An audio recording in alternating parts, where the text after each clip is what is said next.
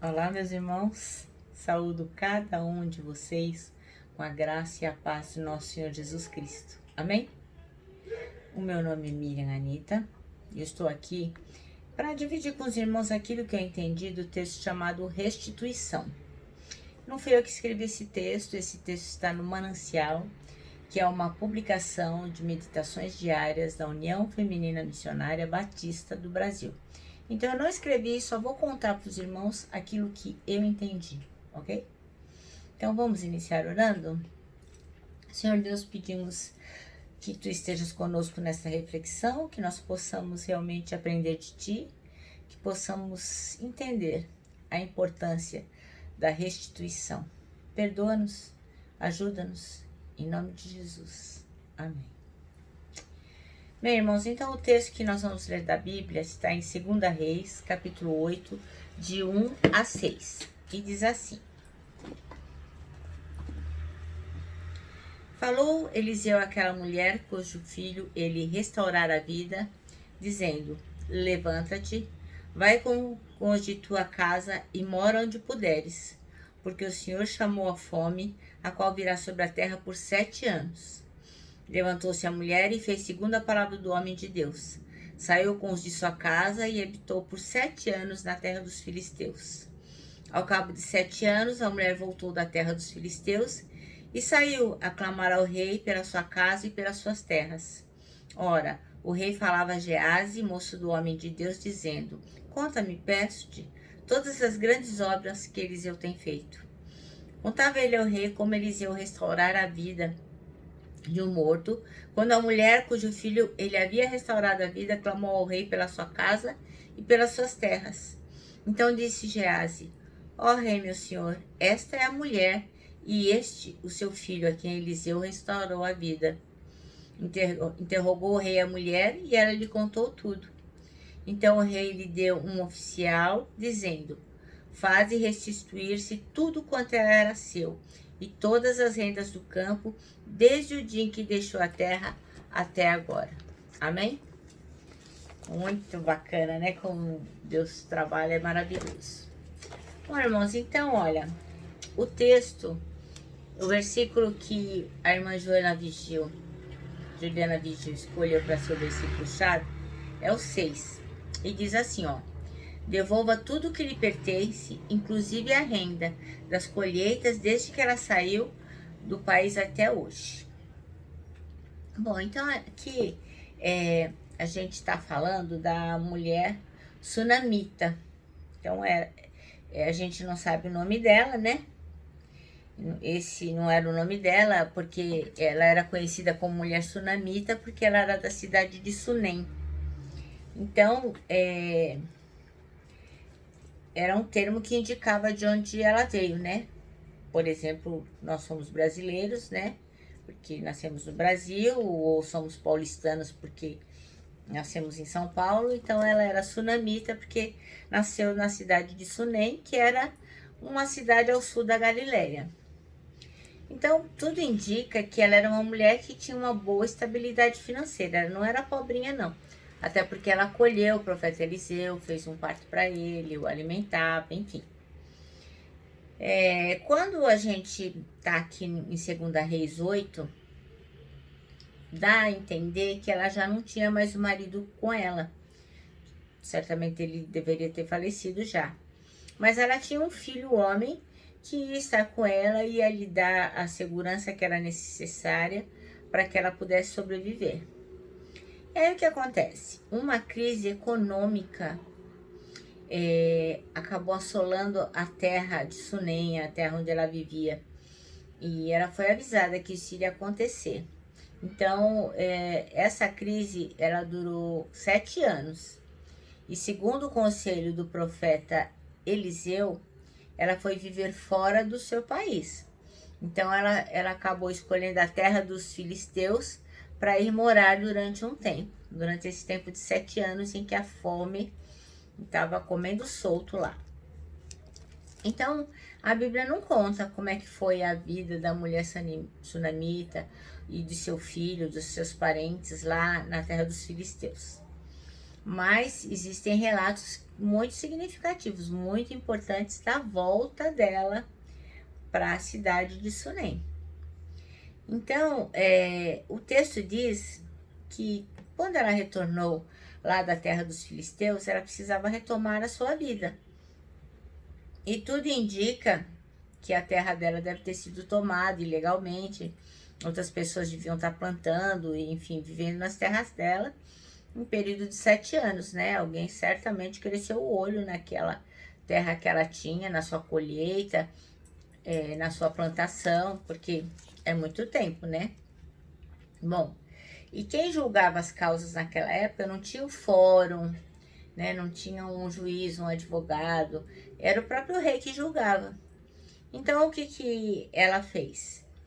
Como o rei era como se fosse o tribunal, e ela foi então apelar para ele, porque ela queria a terra dela de volta. Então ela foi reivindicar para o rei os direitos legais que ela teria, né? Não teria outra pessoa para quem ela pudesse pedir isso a não ser para o rei, porque ele iria julgar a causa dela. Então lá se foi a mulher sunamita, e justamente naquele momento em que ela chegou,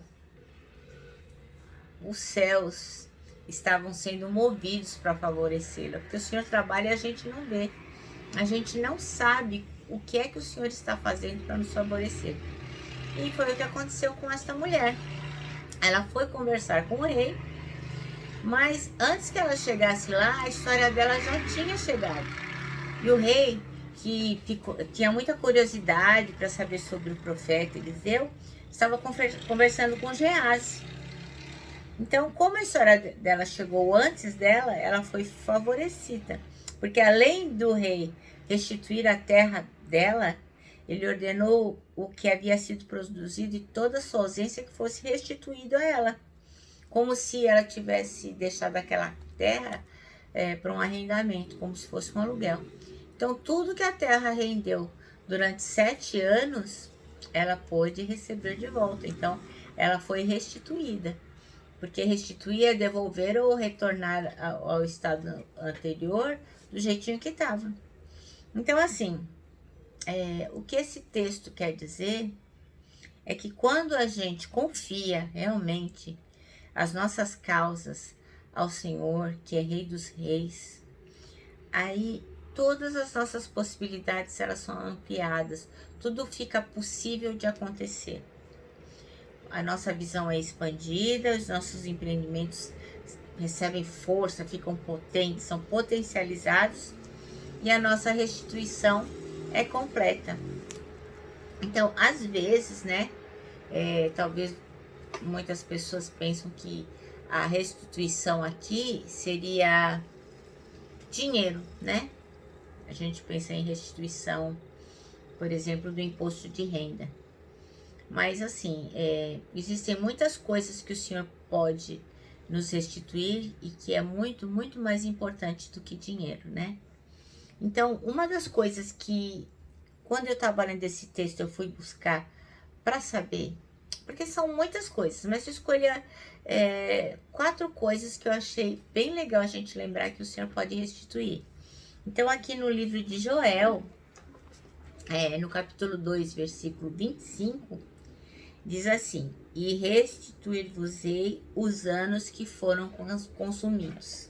Então, assim, muitas vezes a gente pensa, e eu mesmo penso, que eu já perdi muito tempo, né?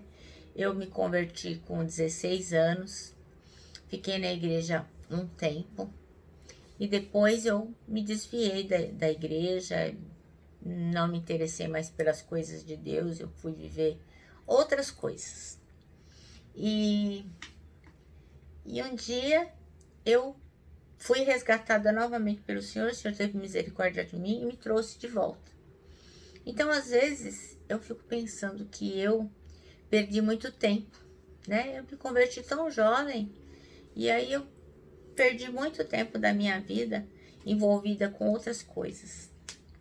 E às vezes a gente pensa que demorou para se converter, Às vezes a gente pensa que demorou para se envolver nos projetos da igreja de Deus, né? Não necessariamente da igreja ou prédio, mas os projetos de Deus mesmo, para que a igreja de nosso Senhor Jesus Cristo possa crescer. Então, muitas vezes a gente pensa que perdeu tempo demais, mas o Senhor diz aqui em Joel que Ele vai restituir o tempo que nós perdemos. Nada vai se perder, Ele vai devolver para nós esse tempo. E nós vamos ser úteis e vamos poder servir o reino, porque Ele vai nos abençoar. Outra coisa também que o Senhor pode e vai, e se nós confiarmos e formos obedientes, nós temos toda a condição de recebermos de volta, é a qualidade de vida. Então, lá em Tiago, capítulo 5, versículo 14, diz assim, ó: está entre vós alguém doente? Chame os presbíteros da igreja e orem por ele, ungindo com azeite em nome do Senhor. Então, o Senhor está dizendo aqui, olha, que se você precisa de ser restaurado na sua saúde física, emocional, espiritual, enfim, qualquer problema que você tenha, que você necessite que o Senhor restaure, a Bíblia nos diz que é possível sim sermos restaurados. É só nós vivermos o Evangelho de forma completa, plena. Para quê? Para que o Senhor possa fazer parte da nossa vida e possa nos abençoar. Para isso temos que ser pessoas obedientes, conectadas. Para isso precisamos ler a Bíblia, orar, aplicar tempo com o Senhor, enfim, seguir as ordenanças. Para quê? Para que Ele possa nos restituir a nossa qualidade de vida. Às vezes a gente anda tão triste, né? Tão achando que as coisas não vão bem. Mas o Senhor pode restaurar a nossa qualidade de vida. Outra coisa que o Senhor pode restaurar para nós é a nossa alegria. Se você olhar lá em Salmos 51, versículo 12, diz assim, ó: devolve-me a alegria da tua salvação e sustenta-me com o espírito pronto a obedecer. Então, o Senhor pode nos devolver a alegria. Às vezes fazemos coisas erradas, fazemos coisas que nos afastam de Deus e perdemos a alegria da salvação, perdemos aquele brilho no olhar em relação às coisas do Senhor. Mas a Bíblia nos diz que sim, o Senhor pode restaurar a nossa alegria. Isso é muito importante, porque às vezes nós não nos perdoamos, mas o Senhor nos perdoa. E nós temos que receber isso. Ele nos restitui o tempo, a nossa qualidade de vida, a nossa alegria. E outra coisa, e eu vou encerrar com esta aqui, que o Senhor nos restitui, está em João 10:10, a segunda parte do versículo, que diz assim: eu vim para que tenham vida e a tenham em abundância. Então, assim, o Senhor pode nos dar uma vida plena. Ele pode restaurar aqui a nossa vida quebrada, a nossa vida triste, a nossa vida cheia de problemas. Eu não estou dizendo aqui, irmãos, de dinheiro. Não é disso. O Senhor pode sim, pode te dar dinheiro, pode fazer prosperar em questões materiais. Mas eu estou falando aqui da restituição espiritual. Então Ele pode nos dar uma vida abundante, uma vida plena, uma vida onde a gente pode não ter coisas físicas, coisas materiais, mas nós temos a abundância da bênção do Senhor na nossa vida, a plenitude da nossa alegria, a força. Nós temos uma mente, um corpo e uma alma voltados para o Senhor. E isso a gente só conhece através da palavra, através da oração, através da conexão, da obediência. Não tem outro jeito. Se nós não ouvirmos o que o Senhor está dizendo para nós e não praticarmos, nós não vamos poder receber a restituição daquilo que tanto precisamos. Bem, irmãos, o nosso manancial termina assim, ó: que sua restituição está nas mãos do Rei dos Reis. Então não tem outro lugar melhor para que nós possamos depositar o nosso desejo de restituição que na mão do Rei dos Reis. Porque Ele é o Senhor e soberano. Ele pode sim restituir tudo aquilo que nós necessitamos. Eu termino aqui com o meu abraço fraternal, o meu abraço de ursa. E lógico, a palavra de ordem que é Saudades.